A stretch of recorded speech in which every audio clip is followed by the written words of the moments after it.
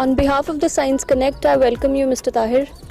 Good evening, ma'am, and I am extremely privileged to be a part of the journey जो कि Science Connect कर रहा है, जिसमें Science Connect का जो मोटो है कनेक्टिंग साइंस विद लाइफ और किस तरह से हमारी जो साइंस है वो हमारी लाइफ का पार्ट है और किस तरह से साइंस को लोगों से जोड़ेंगे. तो I am extremely honoured to be part of the show. Thank you so much. So to begin with, I would like to know about your childhood, your school days and college life. You have brought up an entire journey, so give me the Of time course. to dwell into Sure. it.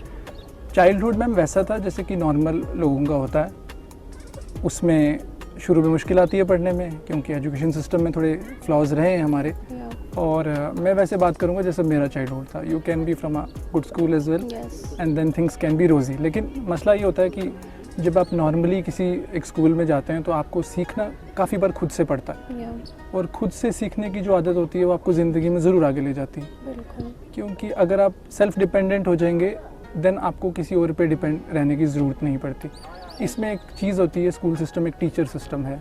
उसमें school system में I remember एक मेरे teacher हैं सरला मट्टो ma'am करके. She was the one जिन्होंने मुझे अच्छा groom किया. तो एक ऐसा स्कूल जहाँ से लोग जो हैं धीरे धीरे आगे बढ़ के आए. Yes. मतलब some schools remember some people और Right. हमारे जो सीनियर्स थे दे वर गुड. तो हमने उनसे कुछ चीज़ें सीखी एंड देन हम धीरे धीरे आगे बढ़े because we got self dependent और हल्का फुल्का गाइडेंस भी था. Yeah. तो चीज़ें अच्छे से आगे बढ़ी. Then I got into my 12th. वहाँ पे मेरे ग्रेड्स अच्छे थे. कितने ग्रेड आए वो आज ज़रूरी नहीं है क्योंकि वो कभी भी ज़रूरी नहीं होगा. क्योंकि आज हमारी सोसाइटी जिस स्टेज पे है वहाँ में मुझे लगता है फेलियर्स को सेलिब्रेट करना चाहिए. Right. आप सक्सेसफुल हो जाएंगे तो हर कोई आपको सेलिब्रेट करता ही है. Yes. और वो सक्सेसफुल इंसान को सोसाइटी की ज़रूरत नहीं है उसको अप्रिशिएट करने की, बट एक फेलियर को अप्रिशिएट करना बहुत ज़रूरी है. तो ग्रेड्स में ना जाते हुए आई वुड से मैंने सीखा बहुत, लेकिन एक जो सेंस ऑफ मेच्योरिटी है वो नहीं आई. वो शायद हमारा एजुकेशन सिस्टम इतना जल्दी दे नहीं पाता, वो उम्र के साथ आती. कॉलेज चला, उसमें सेंस ऑफ मेच्योरिटी थोड़ी बेहतर हो गई Yeah. और ग्रेड्स ठीक रहे Mm-hmm. क्योंकि अब उनसे धीरे धीरे कम फ़र्क पड़ता था. Yes. यूनिवर्सिटी पहुंचे तो अब एक सेंस ऑफ एडमिनिस्ट्रेटिव मैच्योरिटी आई. बिल्कुल. तो जो हम present as a part of civil services भी जो काम है वहाँ आपको एक एडमिनिस्ट्रेटिव मैच्योरिटी चाहिए होती है. Yes. तो बोलते हैं कि अगर आप प्रोसेस में मैच्योरिटी सीख जाएं तो आपका काम इजी हो जाता है. Absolutely. तो राइट नाउ आज मैं जहाँ पे हूँ तो I would probably give the credit to my university life for that. Yes. I got administratively mature और उसमें काफ़ी हद तक मेरे गाइड और मेरे टीचर जो हैं हमारे एंटोमोलॉजी के प्रोफेसर थे वहाँ पे. तो उनका एक मेजर रोल था जिन्होंने मुझे ग्रूम किया और उसमें मुझे मेरी एनर्जी को डायरेक्शन दी. Yes. हमारे यूथ में काफ़ी एनर्जी है. अब आपने मास्टर्स की बात करी यूनिवर्सिटी में, तो उस टाइम पे आपके पास एक चॉइस थी, आप पीएचडी के लिए निकल जाते. आपने एडमिनिस्ट्रेटिव सर्विसेज के बारे में क्यों सोचा? मैंने ना डिसाइड किया था कि मुझे इंजीनियरिंग या डॉक्टर पहले कुछ नहीं बनना. Yeah. I wanted to get into civil services Yeah, और okay. Being a part of administrative Yes. Setup only. Yeah. मुझे तकलीफ होती है. मैं Yes. देखता था कि कोई गरीब बैठा है कहीं पे, उसके Mhm. खाना नहीं है तो बिल्कुल. थोड़ा हर्ट हो जाता हूँ. Yeah. अभी भी हो जाता हूँ. बिल्कुल. Of course. थोड़ा है कि आप उस पोजीशन में आ जाएं जब उनकी हेल्प कर हेल्प पाएं. कर सके.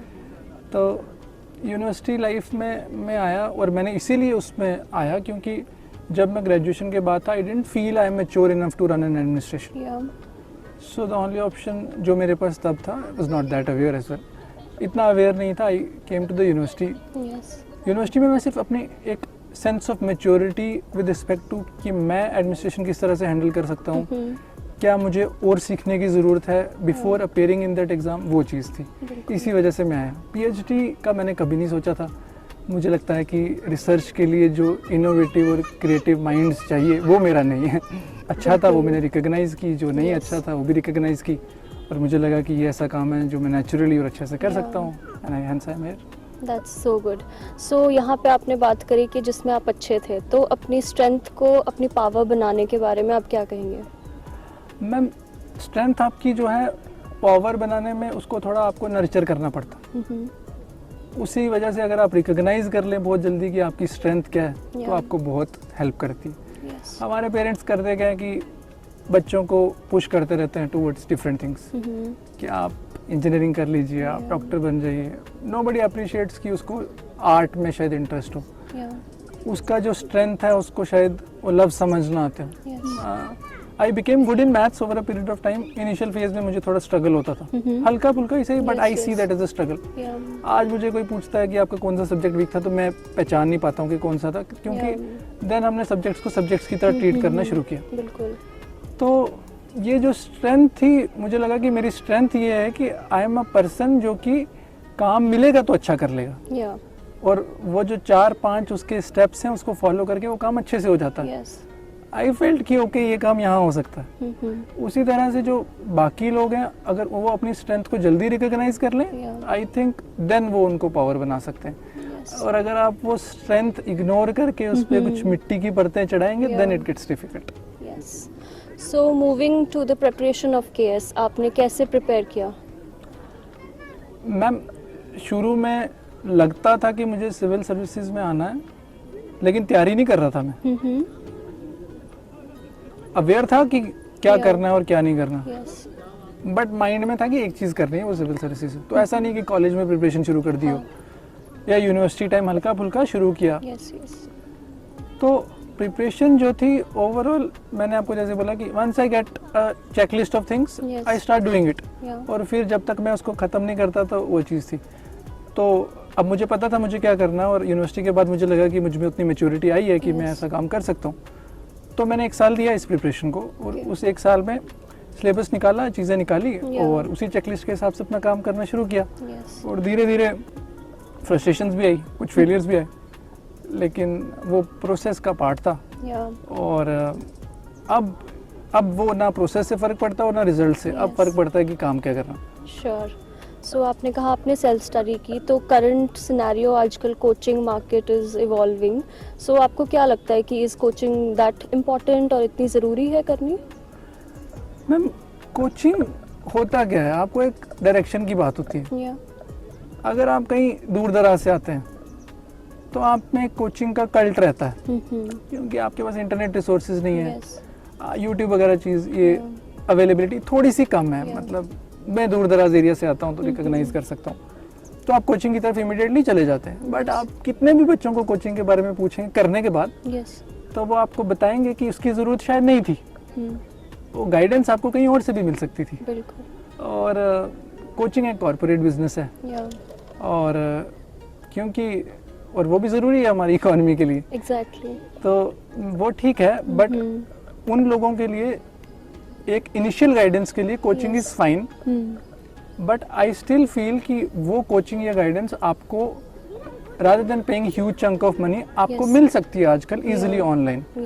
तो उस पर आपको डिपेंड रहने की ज़रूरत नहीं है। सो इस चीज़ में करियर चॉइस करने के तरीके से यूनिवर्सिटी का या स्कूल का क्या रोल होना चाहिए एक चाइल्ड, एक यूथ के डेवलपमेंट में? हमारा जो सिस्टम है वो आपका रिजल्ट देखता है आपके मार्क्स के बेसिस पे। न्यू एजुकेशन पॉलिसी सोचती है उसको कैटर करने के लिए। अब लेकिन वो जो इंसान का असली, बच्चे का असली टैलेंट है, वो अगर आप पहचान पाएँ जल्दी और देन उसको नर्चर कर पाएँ, अगर आप ऐसी डिग्रीज बच्चों को दें जो उनको स्किल दें, स्किल के बाद उन्हें नौकरी मिले, क्योंकि यहाँ बैठ के बात करना, being on the other side of the chair is easy, क्योंकि I have gone through the exam. You ask me when I was on the other side of the chair, though I was not thinking of getting into anything else, but generally लोग सोचेंगे कि उन्हें skill oriented courses करवाए जाएं। अगर आपको skill oriented course करके अगर आप ग्रेजुएट होने के बाद you can not get a job, I do not think कि उस डिग्री का कोई मतलब नहीं है। मैंने मास्टर्स भी की, उसके बाद भी मुझे लगा कि शायद उस डिग्री का भी कोई इतना मतलब था नहीं, मतलब आपको बनाने पड़ते हैं। तो स्कूल सिस्टम से ही अगर आप बच्चों में स्किल डेवलप करें, आप उनको नई बिग डेटा आ रहा है, आर्टिफिशियल इंटेलिजेंस है, आपके पास रोबोटिक्स है, क्वांटम कंप्यूटिंग है, ये सब चीज़ों के बारे में बताएं। ये स्किल्स आपको नॉर्मली आनी चाहिए। अगर आपकी day to day life skills भी आपको आती हैं, वो डेवलप आप कर पाते हैं, तो you will eventually succeed in life.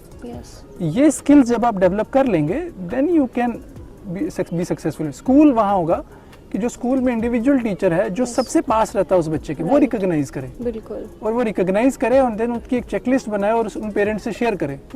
Parents teacher meeting में रादर देन ये डिस्कस करना कि बच्चे के कितने नंबर आए, ये डिस्कस कर लीजिए कि उसका किसमें इंटरेस्ट। और क्यों ना हम उस इंटरेस्ट को प्रमोट करें, तो बिल्कुल। शायद बच्चा ज़्यादा बेहतर कर पाए। यस इससे दो चीज़ें होंगी, connecting science and connecting life also means connecting life and connecting parents बिल्कुल। विद दो स्टूडेंट्स। यस तो आप पेरेंट्स को स्टूडेंट्स से कनेक्ट कर पाएंगे। या हमारा जिस तरह से सोसाइटी पोर्ट्रे करती है, आप गिटार बजा लीजिए तो आपका पेरेंट बोलता है यार क्या वक्त बर्बाद कर, म्यूजिक सुन रहे हैं तो क्या वक्त बर्बाद। बिल्कुल लेकिन अगर वो पेरेंट ये समझ सकता है उस टीचर के थ्रू कि ये बच्चा इस पर्टिकुलर चीज़ में इंटरेस्टेड है, तो क्यों ना उसे Yes. बढ़ावा दिया जाए। बिल्कुल तो आपको टैलेंट जल्दी रिकॉग्नाइज करना है, या क्योंकि जो आपका एप्टीट्यूड है दैट इज इननेट। यस हमें पेरेंट्स में स्कूल में वो एटीट्यूड डेवलप करना है जिस तरह से वो उस एप्टीट्यूड का यूज़ करके सोसाइटी में एक अच्छे लेवल पे पहुंचे। जब स्कूल से ही ये चीज़ें हो सकती हैं, यस क्योंकि एक बार आप उस रेस में लग गए देन आप या तो या मेरी जगह या इस तरह बैठे होंगे या आप कुछ और कर रहे होंगे। बिल्कुल और ये जॉब्स ही हैं, बट ये बेस्ट जॉब्स नहीं हम कह सकते। या बेस्ट जॉब वो भी है जहाँ आप क्रिएटिविटी करें, एग्जैक्टली वो चीज़ें आप रिकॉग्नाइज करें, एंड स्कूल का वहीं पे काम शुरू होता है। आप Yes. पेरेंट्स के साथ कनेक्ट करें, टीचर्स के साथ कनेक्ट करें, and then life can take you to greater heights. Yes. So now we will. I'll ask you about जो एक प्रिपरेशन के दौरान एक बर्नआउट हो सकता है, स्ट्रेस हो सकता है, मे बी मल्टीपल अटेम्प्ट्स देते हैं student and they don't quit but want to quit, उनके लिए आपका क्या कहना है? They do not quit but want to quit. Yes. Nobody wants to quit once you get into the preparation until and unless you are thrown out. Yes. I am using, क्यों मैं एक harsh word thrown out use कर रहा हूँ, Yeah. क्योंकि system ऐसा है। Yes. Preparation के दौरान आप अपना 100% दें, कोई मुश्किल नहीं। आपको इतना डिफिकल्ट प्रिपरेशन इसीलिए दिया जाता है क्योंकि जब आप सर्विस में आए आपको वो Yes. सारे प्रेशर्स आपको झेलने हैं। Absolutely. पूरा दिन आपको फाइलों पे बैठना है तो वो चीज़ें आपको देखनी पड़ती हैं। Yeah. लेकिन बात यह है कि एक चीज़ है जिसकी सोसाइटी बात नहीं करती, वो मेंटल हेल्थ कहते हैं उसको, Yeah. जिसके लिए आपको मेडिकल बोर्ड बिठाया जाता है। कोई नॉर्मल डॉक्टर आपको बताएगा नहीं कि ये मेंटल डिप्रेशन से Yeah. सफ़र कर रहा है। वो आपकी प्रिपरेशन का पार्ट बनती है। Yes. वो कुछ लकी लोग हैं जो कि फर्स्ट अटेम्प्ट में निकाल लेते हैं, उनके लिए that is a good thing. Yeah. But अगर आपने एक लिमिट तक खुद को पुश किया है, Yes. और जैसे इलास्टिक लिमिट होती है, टूटने के बिल्कुल। बाद इंसान के भी टूटने के चांसेस बढ़ Yes. जाते हैं। यहाँ पे पेरेंट्स के साथ कनेक्शन ज़रूरी है। Mhm. अगर तो आपकी फैमिली आपके साथ है Yeah. तो आप उस चीज़ को बेहतर तरीके से देख सकते हैं। Yes. लेकिन जब आपको रिकॉग्नाइज करना चाहिए शुरू में ही कि क्या मैं इस एग्ज़ाम के लिए बना हूँ, Right. बनी हूँ या नहीं बनी हूँ। Yeah. अगर आपको लगता है मेरा एप्टीट्यूड ऐसा नहीं है, Yes. आप उससे जल्दी निकल जाएं। कुछ लोग ईगो पे लेके भी बार बार ट्राई करते हैं। Yeah. ईगो पे ना लें, Hmm. रिकॉग्नाइज कर लें कि Yes. आपसे एग्ज़ाम होगा Yes. या आपके पास वो एप्टीट्यूड है इस एग्ज़ाम को निकालने का कि नहीं। Yes. जब आप अपने आप को अपॉर्चुनिटीज़ के लिए ओपन रखेंगे तो डिप्रेशन के चांसेस थोड़े से कम रहेंगे। Yeah. अपनी प्रिपरेशन के दौरान अपने पेरेंट्स, अपनी फैमिली, आपके अगर और भी कुछ रिलेशंस हैं तो आप उनको इन्वॉल्व रखिए। Yeah. आप उन्हें इन्वॉल्व रखेंगे तो आपको एक मेंटल सपोर्ट रहेगा और देन उस सपोर्ट के सहारे आप चलते रहेंगे। Yeah. रिजल्ट आया तो सही, ना आया तो सही। Yeah. रिजल्ट ना भी आया तो अगर आपकी प्रिपरेशन में सच्चाई है, Yes. You will be taken into the industry of coaching. Yeah. क्योंकि अगर आपने अच्छा किया है तो आपके पास डिसेंट अपॉर्चुनिटी वहाँ रहती है। Yeah. जैसे कि मैं भी गया into coaching industry after a couple of failed attempts in Yes. UPSC। JKPSC I got through in my first attempt. Okay. But at this point of time I was not relating myself to the result. I remember my first attempt in UPSC. I studied extremely hard, Yes. but then I failed. And then it took me 3 months to get out of it. Yeah. So कहते हैं कि वो बीती हुई हो तो आप आराम से बता सकते हैं। तो जब वो बीती है तो उस मसले में आपने जैसे कहा सैचुरेशन और क्विट करने का नहीं सोचा था मैंने। Mhm. I felt I was close. Yes. With regards to this preparation, you always feel you are close. It's just that you are not getting through. Yeah. तो I went through a phase, a tough phase. मेरे साथ एक चीज़ हमेशा अच्छी रही है, I never doubted myself. उस phase में भी for 3 months I was doubting. Yeah. After that I analyzed it कि कहाँ गलती हुई, और गलती यहाँ हुई कि मैंने बहुत ज़्यादा किताबों में घुस के पढ़ाई की थी। Yeah. अवेयरनेस खो जाते हैं ना आप। यस एक चीज़ होती है IQ, एक होती है EQ। या EQ में एक चीज़ होती है EQ यानी इमोशनल क्वेश्चन, उसमें एक चीज़ होती है सेल्फ अवेयरनेस। या अगर आप खुद के साथ अवेयर हैं देन आप ज़्यादा अच्छा परफॉर्म करेंगे। मुझे लगता है प्रिपरेशन के दौरान एक शेल में जाने से आप ज़्यादा डिप्रेशन में जाने के चांसेस हैं। यस अवेयर रहें कि आप क्या कर रहे हैं, अवेयर रहें कि एग्ज़ाम कितना डिफिकल्ट है, या और अवेयर रहें उससे भी, उसके बाद भी दुख होता है। यस आप मेहनत करेंगे तो नेचुरल सी बात है, बट ये सोचो yes analysing where you are wrong and where you are right या would take you to greater heights. तो उन लोगों को जो कि अभी रिसेंट भी फेल हुए हैं या अनसक्सेसफुल हुए हैं, yes to use a better word, या ढंग से अभी थोड़ा सफ़र करें, रॉ है कीजिए सफ़र, क्योंकि सफ़र करने में भी एक अलग ही मज़ा आता है, क्योंकि वो सफ़र नहीं करेंगे तो वो चीज़ आपके लिए मायने नहीं रखती फिर। यस लेकिन उस सफरिंग को कंट्रोल में रखिए, यस उसको इतना मत आगे बढ़ने दें कि वो आपको खा जाए, उसके कंट्रोल में रहें, या दोबारा मेहनत करें, यस देख लें कि आप क्या सही डायरेक्शन में जा रहे हैं, नहीं जा रहे हैं तो आप देखें कि क्या आपके लिए कुछ हो रहा है, चोर नहीं है, तो इसी प्रिपरेशन के साथ कंटिन्यू करें और बिल्कुल दोबारा से अपनी गलतियों को पहचान के आगे बढ़ें। यस क्योंकि होता क्या है कि हमारे पास सीट्स लिमिटेड है, लोग बहुत ज़्यादा हैं, ये मैथमेटिक्स लगाएं, प्रोबेबिलिटी लगाएं, बिल्कुल तो आप समझ पाएंगे कि इस प्रोबेबिलिटी के हिसाब से आपके पास होने के चांसेस तो शुरू से ही कम थे, कम थे लेकिन अब आपको टिके रहना।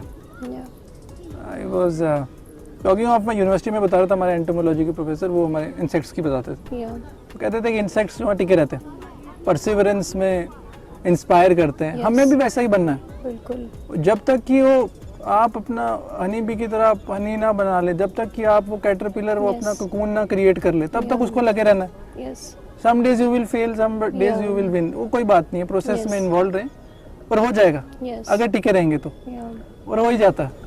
Friends of mine have qualified in 5th attempt and they are now happy about it, या कि वो 4 साल का एग्नी, 5 साल का एग्नी, 6 साल का agony, it was worth it, या you finally feel it's worth it. और लिस्ट में आए तो बहुत बढ़िया, नहीं तो भी you become a great asset to the society. Yes society की प्रॉब्लम्स को जानना, Yeah. उनको कोर तक समझना, उनके लिए एक एम्पैथी ले आना, यस और अगर आप में एम्पैथी होगी तो आप इंसान हैं, एम्पैथी नहीं तो आप इंसान नहीं है। बिल्कुल एम्पैथी आ गई तो आप सोसाइटी के लिए किसी ना किसी तरीके से कंट्रीब्यूट करेंगे। अरे सिविल सर्वेंट क्यों बनना था, क्योंकि Exactly. कंट्रीब्यूट करना था। या वो किसी भी हद से कंट्रीब्यूट करें, जहाँ तक आपके फाइनेंशियल कंस्ट्रेंट, तो अगर आप में काबिलियत है तो आपको पैसे भी मिल जाएंगे। तो don't get to Yes. First about it, जिंदा रहें, होश करें और Yeah. दोबारा शुरू करें, हो जाएगा।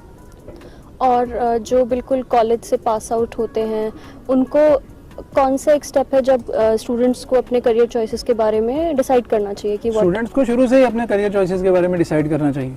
वो 8वीं 9वीं के आसपास कन्फ्यूजन होती है थोड़ी, या क्या करें क्या ना करें, तब रिकॉग्नाइज करें, शीट पे लिखते रहें या क्या हो रहा है, क्या डेली रूटीन में नए Yes. फ्रेंड्स से मिल रहे हैं, क्या Yeah. आज डॉक्टर बनना, कल इंजीनियर, फिर एस्ट्रोनॉट, फिर रॉकेट चलाना, या ठीक है लिखें। 11वीं 12वीं पहुंचेंगे तो रिकॉग्नाइज हो जाएगा कि आपको चाहिए क्या। कुछ क्लैरिटी आएगी 10वीं के बाद ही सोच लीजिए, Yes. 11वीं 12वीं में आप चले जाएंगे इंजीनियरिंग या डॉक्टर के उसमें, या तो तब रिकॉग्नाइज करें। अगर तो आपको लगता है कि आपको सिविल सर्विसेज में आना है तो Yes. अपने स्कूल टाइम से स्टार्ट करें, कॉलेज में भी करें। या yes I know number of people जो कॉलेज से Yes. प्रिपेयर कर रहे हैं, Yeah. वो बेस्ट टाइम है आपके प्रिपरेशन का, आप उसमें प्रिपेयर करें। आई डो नॉट थिंक, एक चीज़ हमेशा याद रखनी पड़ेगी हमको कि जब हम इन चीज़ों की बात करते हैं, बहुत लोग हाइप क्रिएट करते हैं। या एक एग्ज़ाम है, उसका एक सिलेबस है, बिल्कुल एक सेट पैटर्न है, यस उसके 2-4 टिक मार्क्स से कर लीजिए, हो जाएगा। या यकीन मानिए कि मैं जब केएस का एग्ज़ाम दे रहा था तो मुझे नहीं डाउट था कि नहीं होगा, मुझे लगता था हो ही जाएगा, यस इतना डिफिकल्ट नहीं है, क्योंकि आपने प्रोसेस ढंग से फॉलो कर लिया। यस तो एग्ज़ाम को एग्ज़ाम की तरह लें यस और उससे खुद को अटैच ना करें। अटैच करेंगे तो हारने पे दुख होता है और जीतने पे Yes. खुशी, दोनों से आप खुद को डिटैच कर लें। Yes. बोलना इजी है, करना थोड़ा डिफिकल्ट, या लेकिन हो जाए तो बहुत बढ़िया। या तो कॉलेज में करियर चॉइसेस बनाएं, यस स्कूल सिस्टम में स्किल सेट बन जाएगा या और स्किल सेट के बेस पे आप करियर चॉइस वहाँ बना लेंगे। या अगर आपको सिविल सर्विसेज में आना है तो college is the best time to prepare. Yes syllabus complete कर लें, प्रॉब्लम्स जान लें, अप्लाई करने का टाइम आएगा तो एग्ज़ाम में अप्लाई कर लीजिएगा। यस और खुद को उस रिजल्ट के साथ एसोसिएट ना करें, काम के साथ करें, वो ज़्यादा ज़रूरी है। यस सो यहाँ पे पेरेंट्स का क्या रोल होता है एक यंग एडल्ट की लाइफ में, एक स्ट्रगलिंग स्टूडेंट की लाइफ में? मैम, स्ट्रगलिंग स्टूडेंट होना नहीं चाहिए। बट कंपटीशन में तो स्ट्रगल है। आप आपने पहले अडल्ट वर्ड यूज़ किया, या स्ट्रगल आपके हो सकती है कि आपकी पढ़ाई में हो रही हो। यस पेरेंट्स का रोल अगर अच्छा है तो स्ट्रगल होगी नहीं, या क्योंकि वो सपोर्ट सिस्टम है ना। यस मेरी छोटी बहन है, उससे बात करता हूँ कई बार, तो मुझे बोलती रहती है अपने लाइफ गोल्स। मैं उसको बोलता हूँ कि यार तू कर जो तुझे मन है, नहीं हुआ तो 2 रोटियाँ तो हम घर पे बनाते ही हैं, Yeah. खा लेना। तो तब तक वो कर जो तुझे पसंद है। या यहाँ आता है पेरेंट्स का यस सपोर्ट सिस्टम। या तो स्ट्रगल ना करने दे, ये पेरेंट्स का रोल है। यस अगर स्ट्रगल वो कर रहे हैं तो उन्हें रोक लें, यस क्योंकि स्ट्रगल से रेबेलियस टेंडेंसीज बढ़ती हैं, स्पेशली इन एडल्ट्स। या और अच्छी बात और बुरी बात 2 हैं। सोसाइटी में हर चीज़ इजीली अवेलेबल है। यस बुरा मसला ये है कि आप गलत डायरेक्शन में चले जाते हैं, और वो गलत डायरेक्शन देना आपको तकलीफ दे सकती है, यस पेरेंट्स को भी, और उन्हें पहले ही रोक लें। बिल्कुल आपका बच्चा अगर सिगरेट पी के आए और आपके बच्चे को थप्पड़ ना मारें तो समझा लें थोड़ा। समझाएंगे तो समझ जाएगा, यस क्योंकि यंग है, यस अभी अभी एडल्ट बना है, मोल्ड किया जा सकता है। या थप्पड़ मार देंगे तो आदत पड़ जाएगी। या यहाँ रोल आता। फेल हो गया तो उसे डांटे ना, यस कोई एग्जाम अच्छा नहीं हुआ तो डांटे ना, समझा दें। या समझ गया तो सही, ना समझा तो फिर समझाएं, बिल्कुल लेकिन डांटे ना। तो डांटेंगे तो रेबल बना देंगे। सोसाइटी में आज रेबल की नहीं, आई थिंक सोसाइटी को लव और एम्पैथी की ज़रूरत है। यस और पेरेंट्स से एक और गुजारिश है कि सिंपैथी ना दें, एम्पैथी ज़रूर दें। या सिंपैथी देंगे तो वो एहसान लगता है, यस और आपके पर्सनल रिलेशंस में अगर एहसान आया तो मुश्किल में फंसेंगे। तो ये कोशिश करें यस कि उनके साथ खड़े रहें या और उनकी स्ट्रगल को अपनी स्ट्रगल बनाएं, यस क्योंकि आप पेरेंट्स हैं, वो आपका रोल है। या साथ में अगर लड़ेंगे तो जीतने के चांसेस, वो याद है वो आपको लकड़ी वाली कहानी, वो एक लड़की, वो जो लकड़ी थी वो तोड़ देते हैं आप। Yeah. अगर आप उनको एक बंडल बना लें तो जी तोड़ना थोड़ा मुश्किल होता है। मुश्किल ऐसा हो होता है जाता है। Family setup. स्टूडेंट स्ट्रगल कर रहा है, पेरेंट्स फैमिली सब साथ हैं, तो Yes. तोड़ना मुश्किल हो जाएगा। ये रोल है।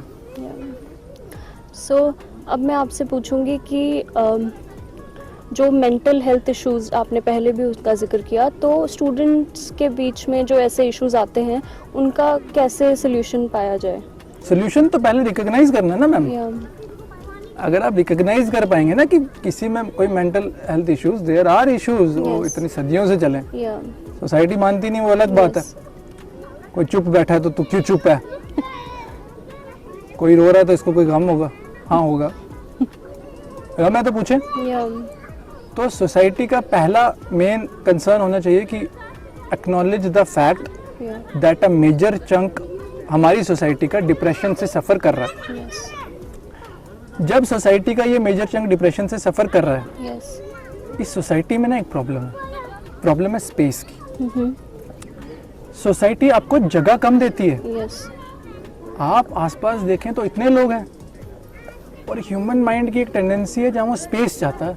या लोग बहुत बार बोलते हैं हमें स्पेस चाहिए, हमें स्पेस यस चाहिए। कुछ लोगों को नहीं, बट क्योंकि स्पेस कम है लोग स्ट्रगल करते हैं। यस उस स्ट्रगल में जब आपको जो चीज़ चाहिए वो ना मिले या तो उससे भी आप कई बार सफ़र करते हैं। यस रिकॉग्नाइज कर लें, या रिकॉग्नाइज कर लेंगे तो सामने वाले बंदे को दिलासा मिल जाता है। या जब सोसाइटी रिकॉग्नाइज करेंगे, लोग बाहर आएंगे और बताएंगे क्यों नहीं ये प्रॉब्लम्स है। यस और जब प्रॉब्लम्स बताई जाएंगी तो उनके हल ऑटोमेटिकली निकलेंगे, क्योंकि हम तो चांद पे पहुंच चुके हैं, मार्स पे पहुंचते हैं। राइट तो ये प्रॉब्लम्स और कोर वाली प्रॉब्लम हमने छोड़ दी।